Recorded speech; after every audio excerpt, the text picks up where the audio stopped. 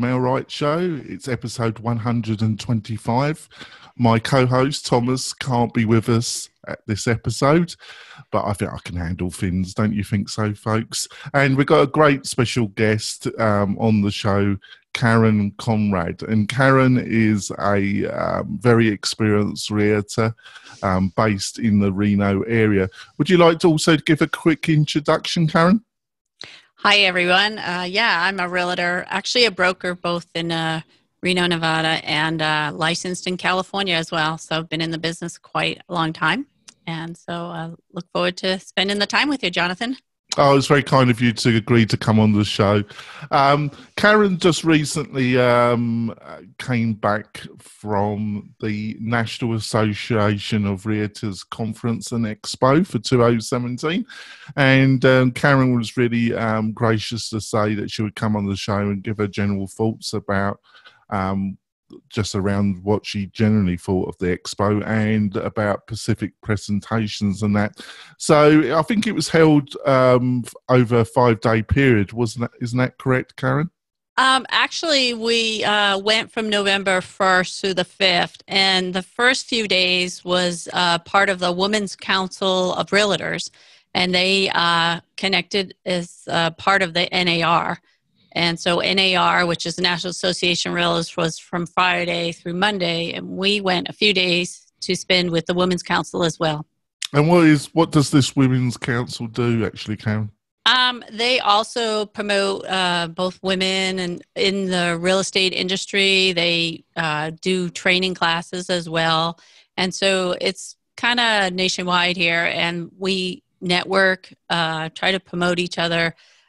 They give a lot of tools and resources throughout the year on how to do things, and then they do fundraisers as well for donations and things.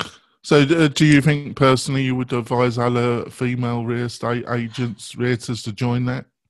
I think so, yeah. It's a great way. One of the great things we did, it was my first time going to a women's council and convention, is to network. How much networking really gets going through both NAR and the Women's Council every night and part of the day. There was some place where we went and networked with other realtors throughout the thing, got to know them, got to find out their part of their business, what they do and where they're from, and we got to do the same.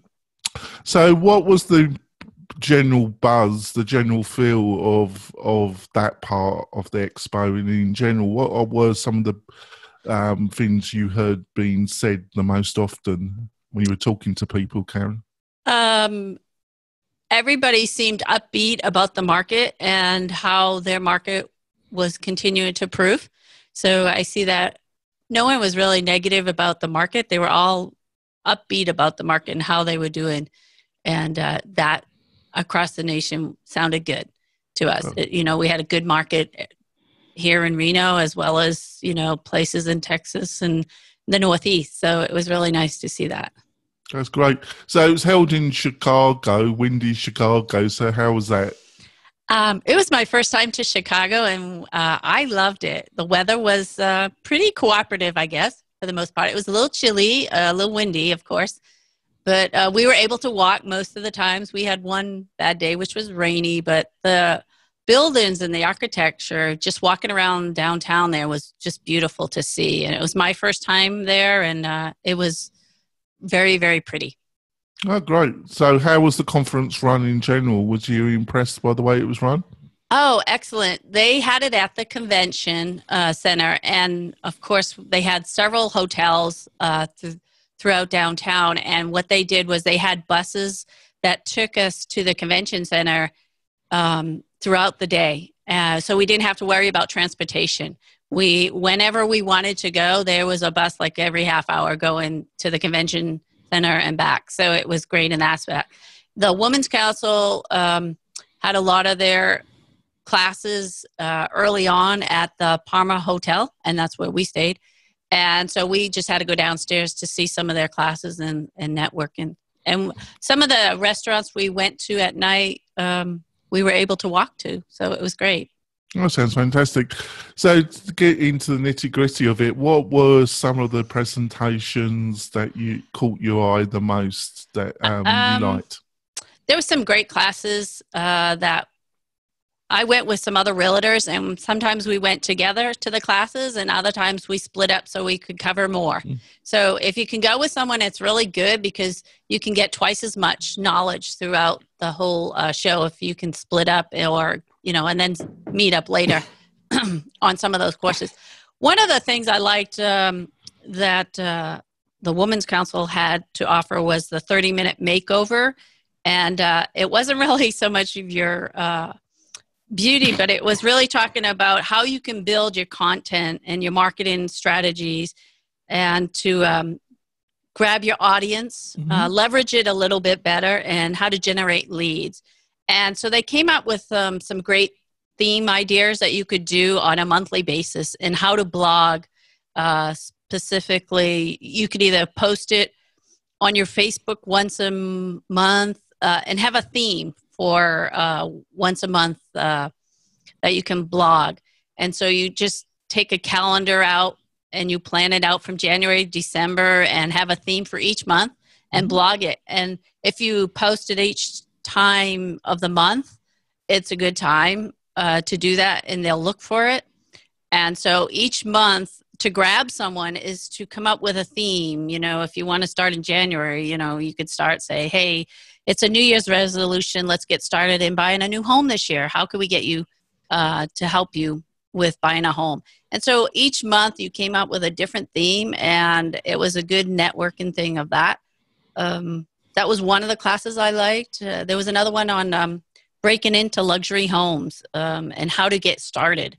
And of course, every market is different with luxury. I mean, you could be luxury at 500,000 in one state, and others it could be $1 million to $2 million. Here in Reno, our luxury probably starts at 700,000 and above.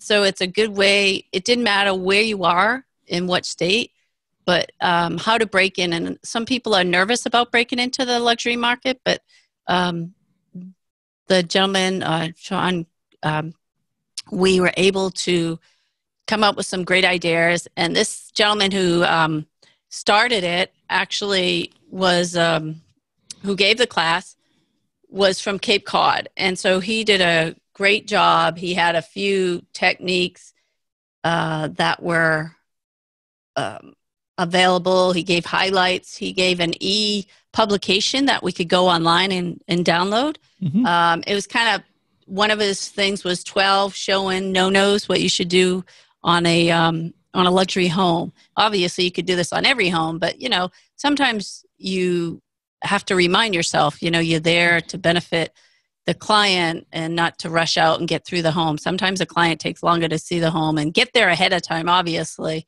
to make sure the house shows well. And with luxury market, it's going to take a lot more seeing it online. And of course, luxury, you got to have great pictures, and people go online first. They got to see it online.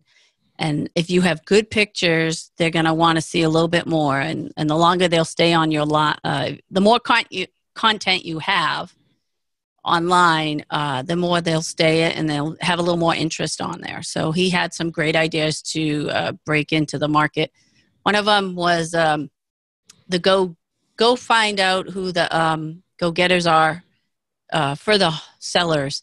And that's really finding out who the sellers of the luxury market, and they all have services. Some of them have yachts, and so who takes care of their yacht? Who takes care of their lawn? Who takes care of the services that are provided to some of these luxury homeowners that they service out? You want to get to know some of these tradesmen, and because they can help introduce you. You have a link of services yourself that you can introduce to the homeowners. So it's a great way to break in, get to know some of these service people that provide the services to some of these wealthy homeowners, and that will help, lead you into some of these homeowners. So it was a great class. Another one was blogging and getting the most out of the technology today, and whether you blog it on real estate or regular items, you don't have to blog about real estate all the time. So, I mean, obviously, a homeowner will buy a home, 7 to 10 years, might be longer now. So they want to hear from you that are things different from real estate, that will affect them, that have value to them. So just don't blog all about real estate, blog about some other things that happen in life. If you go out and you have service somewhere and someone gives you extraordinary service, whether that was at a restaurant or at the airport, anywhere you go and you get an extraordinary service, why not blog about it? Tell someone that, hey, look, I just went to this place and I had a great experience because this person really gave me good service. That will get around, and people will do the same for you if you give them that service. So it's a great idea to blog about things other than just the real estate area. And the other thing was video, which I do video. One of the better things today, though, is doing live video like we're doing here. Go out and do a live video at your open house. People will see it. And when you're going to do some blogging or video, try to find out who your audience is. Are you trying to get the baby boomers? Are you trying to get the X generation people? Are you trying to get the millennials? Because what you put out will attract that, and you can kind of target that content towards them. And time frame too. If you're going to post something, a baby boomer will tend to look at something early in the morning before noon. They're kind of like the people, if you notice, I guess I am in that. And we try to look at the newspaper, but no longer do we have the newspaper, so people go online. So the baby boomers tend to look at their stuff early in the morning versus, the millennials will look at it something late at night or after lunch, So if you're going to post something, know when to post it, and your content of who you're trying to reach is a great thing to focus on. So, like I said, the convention is great because the classes, there was information for anybody and everything, whether you wanted to do video, learn more about video, whether you want to learn about podcasting, blogs, how to do more open houses and get more leads, how to be more organized. I mean, it just, in general, I had a wide variety of topics throughout the whole 3 to 4 days that you were there. So yeah. So out of the kind of 3 to 4 areas that you've covered, the presenters, which one on reflection sticks out the most to you? I liked the one that was on leveraging your tools today to build a better relationship. And that was really on blogging and taking it to the next extreme to do it. And I'm just getting into the blogging. And so I'm just learning it. So I felt like I learned more from that, of how to do it and just make it simple. And sometimes we don't start stuff because we feel it's too complicated. Mm-hmm. But a blog can be just simple. It doesn't have to be long. It just can be simple. So I'm going to try to do that this year, is to do a little more blogging and maybe do more live videos, because that will maybe take us a little bit further in the live videos. Definitely more people will see it. That's one of the things that confuses a lot of agents. So I think we're going to a bit more detail after we come back from our break, which we're just about to do, folks. It's been a fascinating discussion so far with Karen. And so we're going to go for our break, and we'll be back in a few moments, folks. We're coming back. I've been having a chat with Karen Conrad, a very experienced realtor based in Reno, Northern Nevada, my home area. She went to the National Association of Realtors conference at Expo at the beginning of November. Thomas is not with me, but he will be back next week. So, Karen, I think when we had a quick pre-chat before you agreed to come on, One of the speakers was on the luxury market, and I think one of the points he made that surprised you was how local the buyers probably will be that will buy this luxury property. Am I correct about that? Yeah, he said too, if you're going to get in that luxury market, look at the market you're in, pull a map up and pull some statistics, what you're going to find out there, whether it's price per square foot. Doesn't matter what know your market, know the map of where they are. And from there, if you can kind of circle where some of those sales are coming from. If you look at the history of where that buyer came from, a lot of his, and he was on the Cape Cod area, a lot of his people were from local ranges, 3 to 5 miles of that home. Obviously, you do have some out of state and out of country buyers that still come in today, but there's a good percentage of homeowners, new ones that are coming in that are locally, because some of their neighbors have a friend or a family member that wants to buy that home. And so you want to market not only to that, direct neighbors next door, you want to, within that mile to 2 miles, go out and really market, send your product out and do a quality product. If you're going to do luxury, do a quality brochure. Don't go cheap.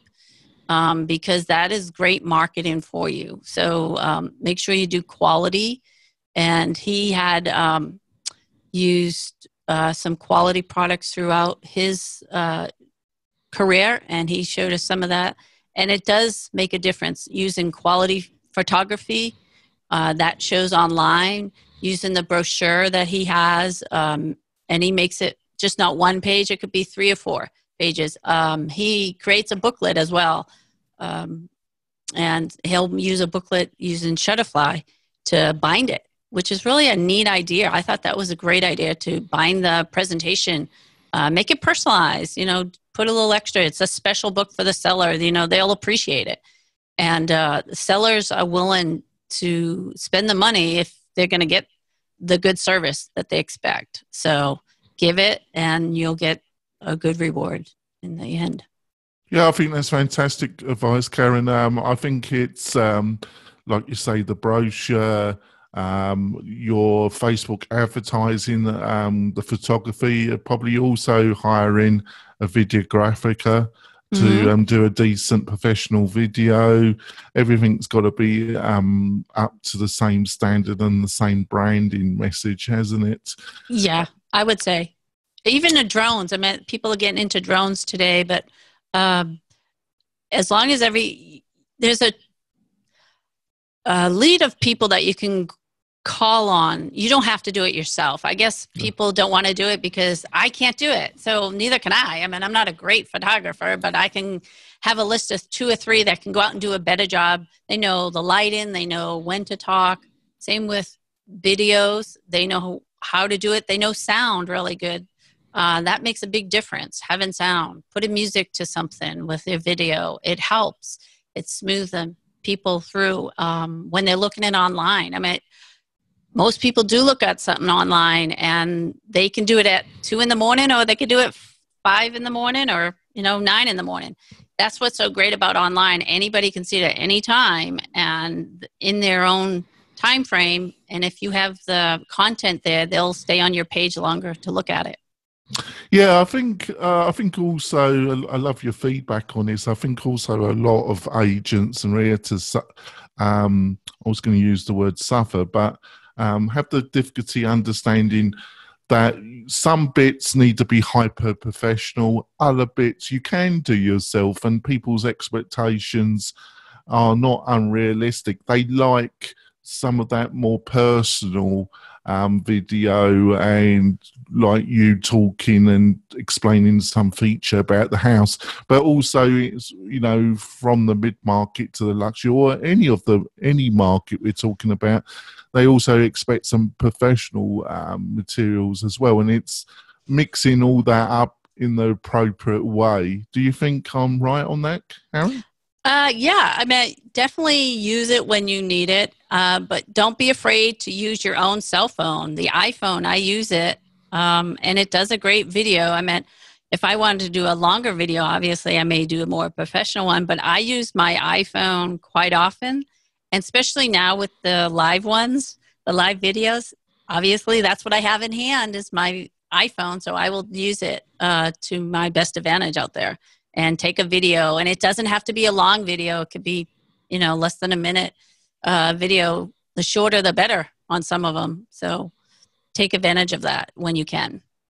Yeah, also another area I think a lot of agents struggle with is getting the balance of their online marketing and their community face-to-face marketing. They tend to either dismiss one or the other, or they struggle about how they should blend these two worlds into a coherent marketing message. Have you struggled with that at all? Oh, yeah. Sometimes you just get too much and you don't know where to begin. Yeah. You have, what do I take care of first? And that's something that each agent needs to decide on what they want to improve on themselves. And our market is always changing. Real estate is always changing. Technology is always changing. So you have to stay on top of things. And that's kind of why I like to go to these conventions. It's been a while since I've been to NAR, but I'm glad I went. And I think every agent should go at least once every couple of years. You get the latest technology. The vendors out there, there's tons of them out there. You can go talk to them personally and learn a little bit more about their product and see it and feel it. Also is just networking and learning these courses, whether it's a half-hour class or an hour class. You pay for the conference, you get to go to any of these classes for free. So go take advantage of it. You can even get continuing ed classes out of some of them. So I took 2 classes that I was able to get continuing ed out of that. So that was good. If you can go with someone, and it's good to share that experience with that person. Yeah. So you mentioned the expo part, the vendor part. I think in our show chat, you said there was over like 200 to 300 different vendors. Any still resonate in your mind that any of the products that took your eye that you thought were interesting? I was looking for different things, and there are some old vendors that are out there, that are still out there, that go to the shows. Top Producer is one of the older vendors that's been around, and they're still out there going to the conventions. There was some CRM contact management classes, not classes, but vendors. And there was about 3 or 4 there. So I looked at them. There was, personal marketing. That was kind of the newsletter. That was pretty popular way back, and it's still today is popular. They just formatted it differently a little bit now, and so you can still use that product. Instead of doing just an online email, you may want to still do the snail mail newsletter, which still I think is very effective if you do it right. So I think you're totally right there, Karen. You just need to mix it up in a coherent strategy, but I wouldn't dismiss any of the more traditional marketing mythologies and then combine it with the most effective online ones. So I think a lot of agents, I don't know if you agree with this, Karen, a lot of agents think they got to like dismiss the more traditional methods and go all online, or they dismiss the online completely and they keep with traditional methods, where I think a combination of ones is the better strategy. Would you agree with that? Oh, absolutely. You got to mix it up. I think it attracts more sellers and buyers that way too, because not everybody's going to see something online and then you think, oh, they're going to look online, they're going to see my newsletter online all the time. Well, no, not necessarily. Sometimes they're going to see it in the mail, and if you can do both, you just get twice as much coverage. I think is good. So the CRMs, which are customer management systems or client management systems, they have different titles. So you said you looked at about 4. Can you remember any of the others that you looked at? For contact management, there was one that Google, well, it goes with Gmail. I guess it's called Streaks. That was a new one. There was, oh gosh, I have to get my list out. I'm not sure I have them all here. Contact management. There was some that I was looking at. I liked Streaks because it went with Gmail. That's yes, for of me course. personally. Yeah. Contractual. That was another one that was there. Yeah, they've been around. They've been around for another one. I think they actually got a module specifically, an extra module which bolts onto their system that was specifically designed for real estate agents. I'm not totally sure that, but I think I'm correct about that. With these systems, it's always difficult to find the right balance because it's a personal choice thing, isn't it, Karen? Because it's a balance between ease of use and function, how much it offers, because sometimes that can be too much functionality for somebody that's just looking for a basic system, where other people might be looking at something that's got a ton of functionality. So it's finding the right system with the right level of functionality. What do you think about that? I agree, because some people have a little more computer knowledge, and you want something that you're going to be able to use every day. And if it takes you several months or weeks to learn a system that's going to be functional, that's taken too much time for you, too much downtime.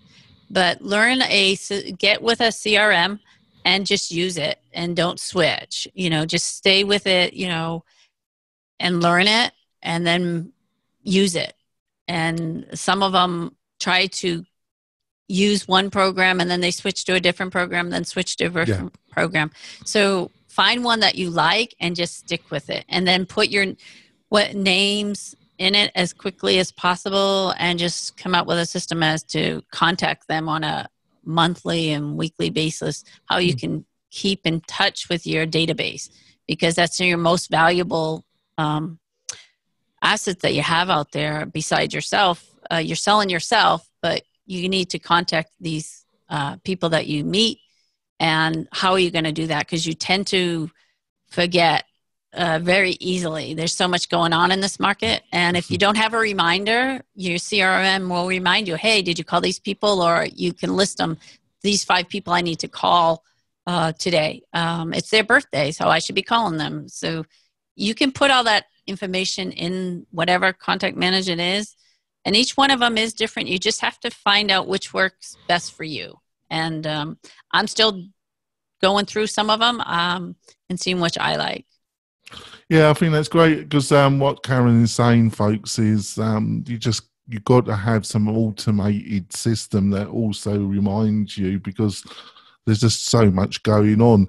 And follow through, keeping in touch with your warm. I also think a lot of realtors don't understand how the machine has to be fed with a lot of leads. You've got to be constantly building up your database, and then you need a system where you divide it up, so different people at the different stages of the buying or selling process get different content, don't they, Karen? Oh yeah, one of the main speakers there was Brian Buffini, and he was always talking about your database. He's a major trainer, and put people in an A, B, or C content of your database, and who you're working with, the A's immediately, B's and C's, and have everybody in your database, and start tagging them. Are they someone that's going to need something right away? You could have a C client that is maybe in a year, but something happens and they need to buy now or sell now. But if you're not in contact with them, you're not going to know that. So stay in contact. And the contact management, whether it's a newsletter online or database, automatic emails that go out, that will keep you in front of the client. So you just need to do that, and then make your calls to them on a consistent basis. I think that's great. Thanks for coming on the show, Karen. So we're going to wrap it up now. So how can people get hold of you and learn more about what you're doing, Karen? Oh, I'm here in Reno, Nevada. And so I can be contacted at Karen@KarenConrad.com, or you can always call my cell, and that's 775-527-7021. Love to hear from you. Again, if you want more information on what I liked, just give me a call. I'll send you some of my notes. And you also got your website, haven't you, Karen? I do have a website, and it's KarenConrad.com. Oh, that's great. Thanks, Jonathan. That's no problem, Karen. If you want to get hold of me, it's quite easy. Go to the Melwright website. We got a load of content on there that supports our podcasts and the topics that we discuss. Or you can go to my personal Twitter, which is at Jonathan Denwood, or you can go to the Melwright Facebook page, and we have all the interviews, and we're going to be starting a Facebook group in the near future, so you'll be able to be part of the tribe and have a chat between me and the better half of this show, Thomas. So we're going to wrap it up, folks, and we'll see you next week. Bye. Bye.